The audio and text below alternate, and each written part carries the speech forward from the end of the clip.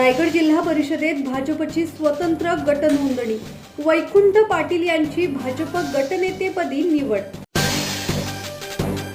भाजपने 15 नवनिर्वाचित सदस्यांचा स्वतंत्र गट नोंदवून सत्ता स्थापनेच्या दृष्टीने महत्त्वाची चाल खेळली आहे। अलिबाग येथील जिल्हाधिकारी कार्यालयात भाजपने अधिकृतरित्या स्वतंत्र गटाची नोंदणी केली असून त्यानंतर झालेल्या बैठकीत पेन येथील नवनिर्वाचित जिल्हा परिषद सदस्य आणि माजी विरोधी पक्षनेते वैकुंठ पाटील यांची भाजप गटनेतेपदी निवड करण्यात आली आहे।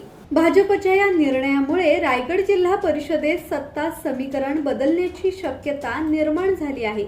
निवडणुकीपूर्वी भाजप आणि राष्ट्रवादी काँग्रेस यांच्यात युती झाली होती, मात्र निवडणूक निकालानंतर दोन्ही पक्षांनी संयुक्त गट नोंदणी न करता स्वतंत्र गट नोंदणी करण्याची भूमिका घेतल्याने जिल्हा परिषदेच्या राजकारणात नवा पेच निर्माण झाला आहे।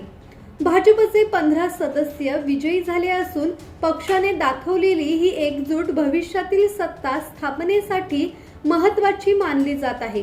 राष्ट्रवादी काँग्रेसचे 16 सदस्य निवडून आले असले तरी त्यांनी अद्याप अधिकृत गटनोंदणी केलेली नसल्याची माहिती समोर येत आहे। तसेच शिवसेना शिंदे गटानेही गटनोंदणी न केल्यामुळे राजकीय चित्र अधिक गुंतागुंतीचे झाले आहे। किरण बांधणकर, संवाद मराठी लाईव्ह, पेन।